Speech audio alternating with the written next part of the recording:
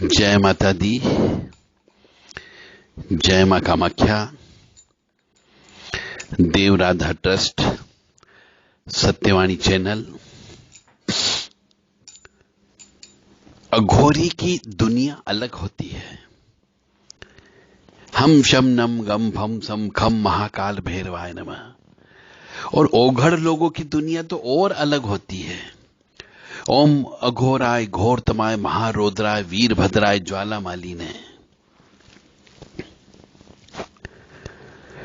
और तांत्रिक लोग की दुनिया और अलग किस्म की होती है। राम रहीम काली के घोर दष्टे रुधिर प्रिय रुधिर गुणवक्तरे रुधिरावृत्ति स्तनी।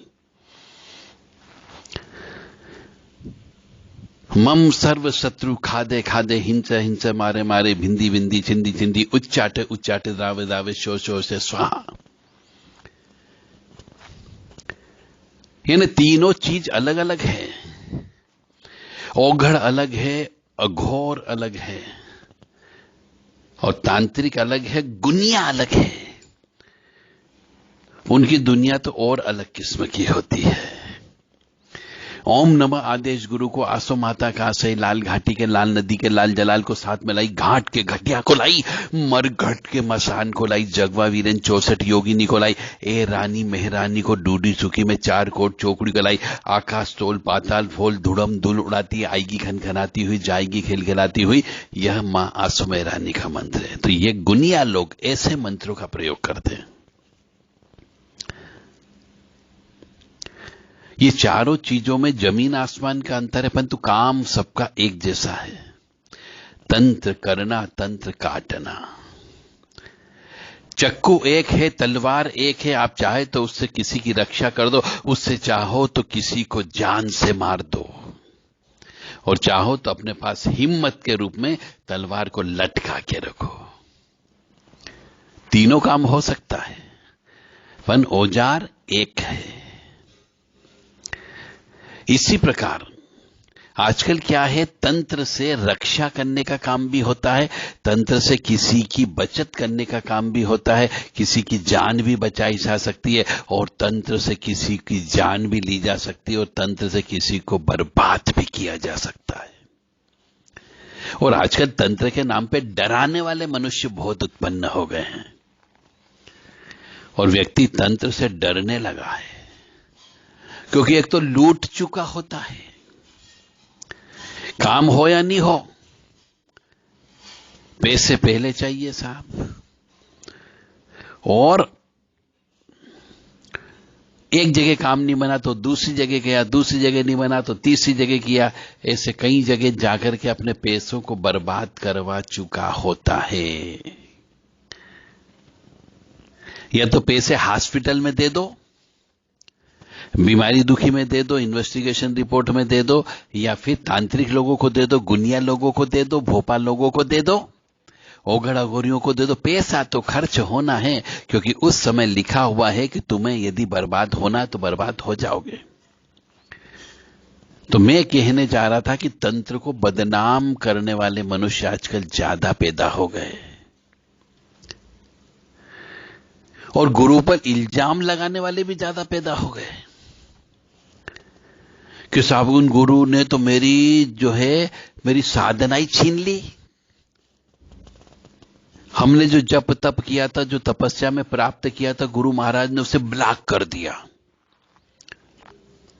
अरे भैया, जो मनुष्य भूखे रह करके, प्यासे रह करके, नंगे पैर रह करके, सवेरे ब्रह्म मुहूर्त में उठ करके पानी के अंदर स्नान करते हुए, जप करते हुए, यदि मनुष्य ने कोई चीज प्राप्त की हो, तो किसी माई के लाल की ताकत नहीं किसी के बाप की ताकत कि आपकी साधना को कोई चुरा ले।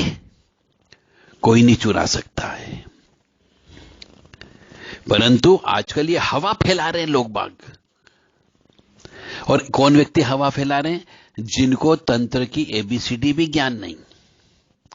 ऐसे व्यक्ति आजकल गुरु बन बैठे और तंत्र को बदनाम कर रहे हैं कि साहब वो साधक लोगों की, गुरु लोग जो है साधना को चुरा लेते हैं। वो आपके ऊपर यक्षिणी भेज देंगे, वो आपके ऊपर आसो मेहरानी भेज देंगे, आपको बर्बाद कर देंगे। वो इस प्रकार से डराने का काम कर रहे हैं। कोई भैरव शक्ति का प्रयोग भेज देंगे जिससे तुम बर्बाद हो जाओगे। तुम्हारे मूलाधार चक्र को बिगाड़ देंगे ताकि तुम किसी भी स्त्री के साथ में सो ही नहीं सकते। इस प्रकार की गलत फहमी मनुष्यों के या साधकों के मन में ऐसे तथाकथित गुरु लोग डाल रहे हैं कि आपके इष्ट के जप को भी चुरा लेंगे, इष्ट को बिगाड़ देंगे, इष्ट को नाराज कर देंगे। अरे वो कोई भगवान बन गया क्या? तो ऐसा कुछ भी नहीं होता है। ये सब एक तंत्र को बदनाम करने की साजिश है। और जो जैसे कोई व्यक्ति ग्रेजुएशन की डिग्री प्राप्त करता है, पोस्ट ग्रेजुएशन की डिग्री प्राप्त करता है, कोई इंजीनियरिंग की डिग्री प्राप्त करता है, कोई एडवोकेट की डिग्री प्राप्त करता है, तो क्या उसका गुरु नाराज हो जाए तो क्या उस डिग्री को चुरा सकता है? क्या उस मेहनत को, क्या उस ज्ञान को उसके शरीर से निकाल के फेंक सकता है? क्या उस ज्ञान को बंद कर सकता है? नहीं कर सकता, किसी की ताकत नहीं है। इसी प्रकार अपनी स्व मेहनत से यदि साधक ने अपनी मेहनत से कोई सिद्धि कमाई है या अपनी मेहनत करके, अपने जप तप करके अपने तपोबल को बढ़ाया है, तो किसी की ताकत नहीं कि वो आपकी तपोबल की शक्ति को कोई छीन ले।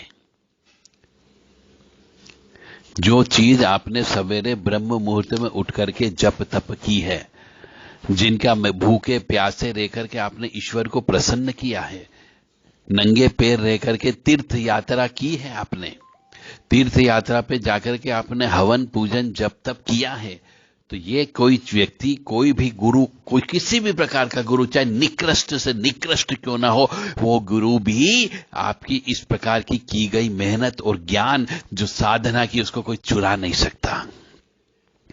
तो ऐसा जो कहते हैं कि आपके गुरु ने आपके ज्ञान को बांध दिया, आपके गुरु ने आपकी मेहनत को बांध दिया, आपके गुरु ने आपके द्वारा प्राप्त की गई साधना को चुरा लिया, या फिर उसने आपके मूलाधार चक्र को बिगाड़ दिया, या फिर आपके इष्ट तत्व को नाराज करवा दिया, ये ऐसा बोलने वाले व्यक्ति तथाकथित भांड लोग होते हैं, जिनको तंत्र का एबीसीडी भी ज्ञान नहीं है, परंतु लोगों को डराने में उनको मजा आता है।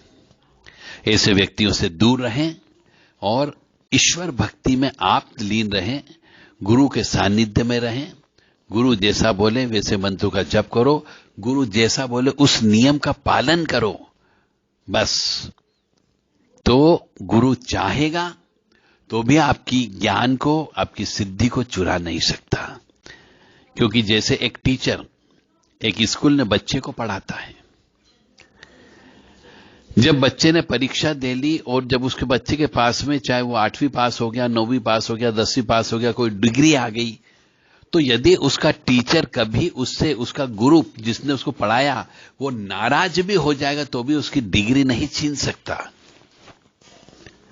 उसके ज्ञान को नहीं छीन सकता।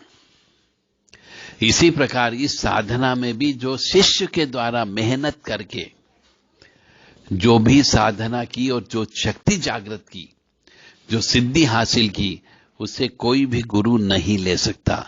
और जो ऐसा बोलते हैं कि गुरु छीन लेगा, गुरु बंधित कर देगा, गुरु रोक देगा, गुरु कार्य नहीं होने देगा, गुरु आपके मूलाधार चक्रों को नष्ट कर देगा, ऐसा बोलने वाले सिर्फ भ्रमित करते हैं।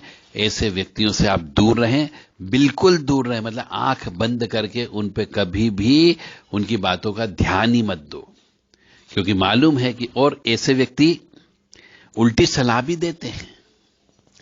जैसे आपको कहेंगे कि भैया आप तो क्लॉकवाइज के बजाय एंटी क्लॉकवाइज नींबू उतारना, एंटी क्लॉकवाइज लौंग उतार के जला देना, एंटी क्लॉकवाइज नींबू उतार के फेंक देना, एंटी क्लॉकवाइज पानी का घड़ा उतार लेना, एंटी क्लॉकवाइज उत्तरी जो है पीपल के वृक्ष की परिक्रमा कर लेना, ऐसे उल्टे काम करवा लेगा आपसे ताकि आप और कष्ट में चले जाओ। तो हमेशा कोई भी काम करें, पूजा पाठ का काम करें, तंत्र का काम करें, किसी अच्छे सलाहकार से 2-3-4 गुरु लोगों से पूछ करके ही काम करें, उल्टे सीधे काम नहीं करें, अन्यथा जिंदगी में ऐसे तो बहुत कष्ट हैं, कष्ट और बढ़ जाएंगे आपके, और हम नहीं चाहते कि आपकी जिंदगी में कष्ट और बढ़े। हमारा उद्देश्य है मानव मात्र सुखी रहे, स्वस्थ रहे, प्रसन्न रहे, और हम ये चाहते कि हर मानव को यश मिले, कीर्ति मिले, सफलता मिले, ख्याति मिले और वह निरोगी रहे। इसके लिए हम सतत प्रयासरत हैं और आगे भी प्रयासरत रहेंगे। जय माता दी, जय मां कामाख्या। देवराधा ट्रस्ट सत्यवाणी चैनल से आप कटु भाषण सुन रहे थे।